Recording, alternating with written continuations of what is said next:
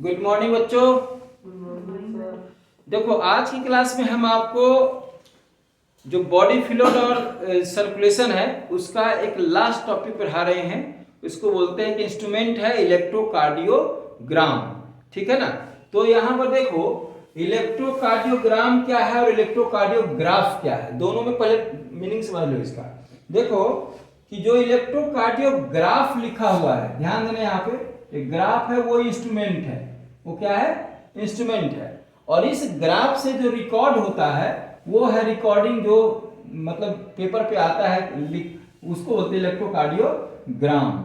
तो इसमें होता क्या है, यह हार्ट की इलेक्ट्रिकल एक्टिविटी को रिकॉर्ड करता है। किस चीज को रिकॉर्ड करता है? हार्ट की इलेक्ट्रिकल एक्टिविटी को। ठीक हो गया। अच्छा, इसको खोजा था एंथोवेन साहब ने। अब जरा यहाँ पर गौर से देखो, थोड़ा लिखना बंद करो। देखो यहाँ अब क्या है भाई, यहां समझो। इसमें आप देखो कि हमने अलग कलर से बताया, थोड़ा सा जूम कर दो इसको। हाँ, ये देखो यहां चला P, एक वेव यहां से उठा, ठीक है, फिर बीच में फ्लैट। अब यहां पे है Q नीचे गया, देख रहे हो Q नीचे गया और फिर ऊपर उठते हुए होते हुए R और फिर नीचे जाते हुए एस, है ना, यहां तक आया। ठीक है, तो इसको बोलते हैं QRS कॉम्प्लेक्स। क्या बोलते हैं इसको? QRS complex. ठीक हो गया, QRS कॉम्प्लेक्स। और एक साहब यहां पर P लिखा हुआ है तो P वेव है, तो P वेव QRS कॉम्प्लेक्स। और इसके बाद में लास्ट में आपके पास है कौन सा, क्या नाम है? T। तो ये है T वेव। ठीक है भाई साहब, ये है T वेव।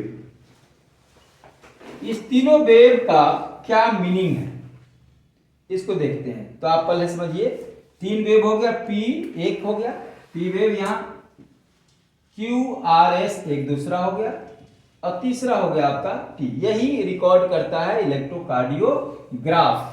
और ये रिकॉर्डिंग है पेपर पे आपको मिलता है, तो इसको बोलते हैं इलेक्ट्रोकार्डियोग्राम। क्या है जरा देखिए यहाँ पर सबका मीनिंग। P वेव जो है वह इंडिकेट करेगा एट्रियल सिस्टोल को। बोलिए जरा सा। एट्रिया कॉन्ट्रैक्ट करेगा, इसको बोलते हैं एट्रियल सिस्टोल। ठीक है, और ये होगा कैसे? एट्रियल डीपोलराइजेशन से, एट्रिया के डीपोलराइजेशन से होगा। इट्स मतलब इंपल्स का फिनोमेना है, जो इलेक्ट्रिकल फिनोमेना है। आयंस जाएगा आएगा, जाएगा आएगा, इसी को हम डीपोलराइजेशन, रीपोलराइजेशन इसे बोलते हैं।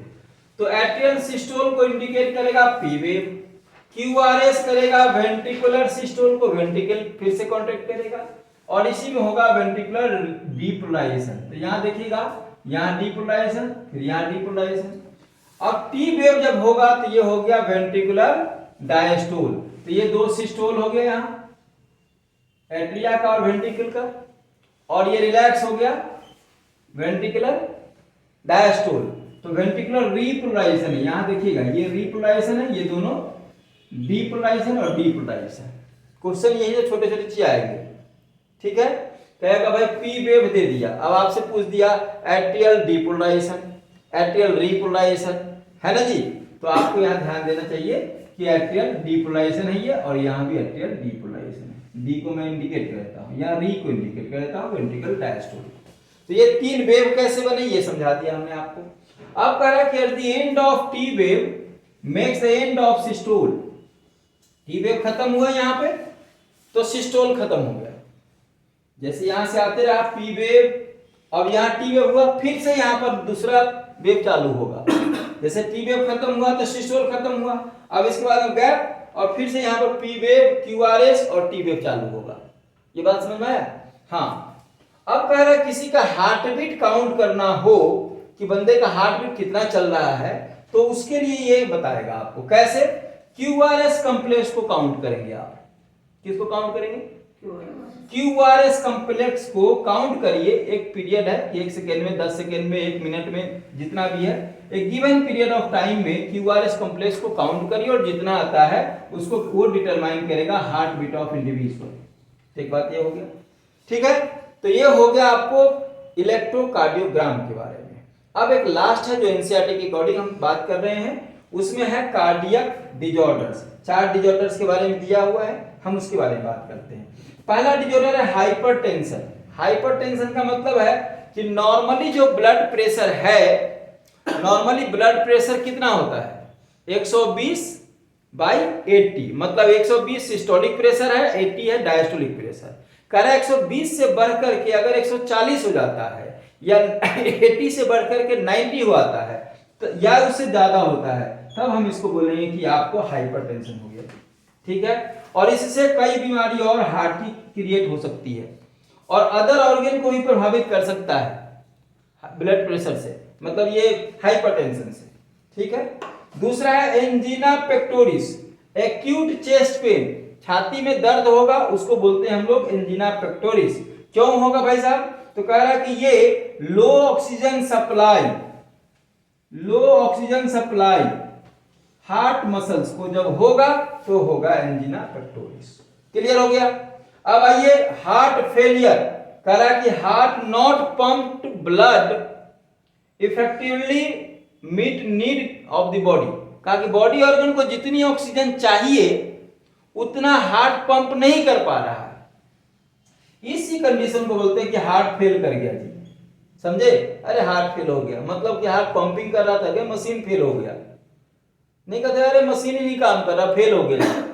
तो मतलब क्या हुआ कि जितना पंपिंग हो रहा था, नीचे मोटर काम कर रहा था, पानी फेंक रहा था, वो अब उतना पानी नहीं फेंक रहा। तो हार्ट भी एक पंपिंग मशीन है।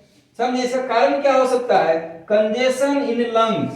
भाई लंग्स ही प्यूरिफाई करके देता है और लंग्स में कंजेशन हो गया तो वो प्यूरिफाई नहीं आया तो पंपिंग कम हो गई।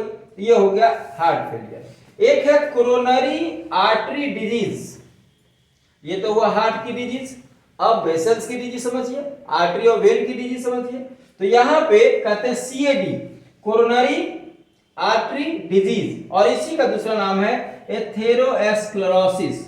क्या नाम है? एथेरोस्क्लेरोसिस। इसमें असल में क्या है कि ये ब्लड वेसल्स अफेक्ट करेगा और क्या अफेक्ट करेगा, ये ब्लड वेसल्स का ल्यूमेन है। ये क्या है? ल्यूमेन है जी। यह ल्यूमेन पतला हो गया, ये क्या हो गया? नैरो हो गया। तो ब्लड वेसल्स का जो ल्यूमेन है अगर पतला हो जाए तो जाहिर सी बात है उसका ब्लड प्रेशर बढ़ जाएगा। तो अब ये जानने का विषय है कि पतला होगा क्यों। इसके 2 रीजन है। यहां देखो, एक रीजन तो हमने यहां लिखा है, इस कंडीशन को बोलते हैं एथेरोस्क्लेरोसिस। क्या नाम बोलते हैं बच्चा? एथेरोस्क्लेरोसिस। मेरे साथ बोलो, एथेरोस्क्लेरोसिस। अब ये क्या है? हम लोग जो तेल घी खाते हैं उसमें एक कोलेस्ट्रॉल है। तो कोलेस्ट्रॉल का डिपोजिशन कल हमने बताया था, ये अगर आर्टरी वेन का कटिंग किया था तो जो ये ल्यूमेन है, ये क्या है? ल्यूमेन है। और ल्यूमेन के बाहर वाला को बोलते हैं, इस वाले को क्या बोलते हैं? ट्यूनिका इंटीना, और बीच वाले के ट्यूनिका मीडिया, है ना। तो ये जो था यहां पे ट्यूनिका इंटीना, यहां पर ये है ट्यूनिका इंटीना, और ट्यूनिका मीडिया में कोलेस्ट्रॉल की डिपोजिशन होती है। पहले बात समझो, किसकी डिपोजिशन होती है? कोलेस्ट्रॉल की। कहां? आर्टरी के ट्यूनिका इंटीना या इंटरना भी बोलते हैं इसको, ट्यूनिका इंटरना और ट्यूनिका मीडिया में, जो हमने फिगर दिखाया हुआ है यहाँ। अब ट्यूनिका इंटरना में डिपोजिशन हो जाएगा तो इसकी ल्यूमेन घट जाएगी, फिर यहाँ भी जम जाएगा। तो कोलेस्ट्रॉल डिपोजिशन के होने से क्या प्रभावित हुआ? ल्यूमेन नैरो हो गया, पतला हो गया, जिससे ब्लड प्रेशर बढ़ जाएगा। दूसरा एक कारण और है, करा इसको बोलते हैं आर्टेरोस्क्लेरोसिस। क्या बोलते हैं? आर्टेरोस्क्लेरोसिस। ठीक है, इसमें कहता है कि कोलेस्ट्रॉल के साथ साथ कैल्शियम का भी डिपोजिशन होता है। कैल्शियम डिपोजिशन विद कोलेस्ट्रॉल, और उससे क्या होगा? आर्टरी हार्ड हो जाएगा। आर्टरी की जो फ्लेक्सिबिलिटी है वो हार्ड हो जाएगा। देखिए, एक होता है कि फैल जाएगा जब कोई चीज ब्लड पानी फ्लो कर रहा है और आपका पाइप जो है वो इलास्टिक है, रबर का है, तब आप फैल सकता है। लेकिन अगर वो बाहर से बिल्कुल टाइट है, लोहे का पाइप है, तो फैलेगा क्या? नहीं ना फैलेगा, तो उससे फिर ब्लड प्रेशर बढ़ेगा। तो कह रहा है कि हार्डनिंग ऑफ आर्टरी, ये कैल्शियम के आ जाने से आर्टरी क्या हो जाएगा? हार्ड हो जाएगा, और उससे क्या होगा? डिक्रीज इलास्टिसिटी ऑफ आर्टरी और इंक्रीज ब्लड प्रेशर बढ़ जाएगा। समझे? तो यही 2-3 कंडीशन है, समझे? ओके बच्चों, तो यहां पर हमने समाप्त किया पूरे जो चैप्टर है यूनिट 5 के चैप्टर 18 एनसीईआरटी में, जिसमें कि हमने पूरे चैप्टर को आपको डिस्कस किया कि हार्ट का एक्सटर्नल बताया, इंटरनल बताया, फिर उसमें वाल्व बताए, फिर उसमें कैसे इंपल्स जनरेशन होता है, हार्ट बीट कैसे होता है, इंपल्स का जनरेशन पूरा बताया। ठीक है ना? ये तमाम बात करते करते आज हम फाइनली इस चैप्टर को क्लोज करने जा रहे हैं। अब एक छोटा सा रह गया है लिम्फ के बारे में, जिसको लिम्फेटिक सिस्टम बोलते हैं। ठीक है, वो हम आपको बता देते हैं, बाकी ये चैप्टर अब क्लोज हो गया। ठीक है, तो यहां से आप लिख लो सब चीज, जहां दिक्कत हो मेरे से पूछ सकते हो।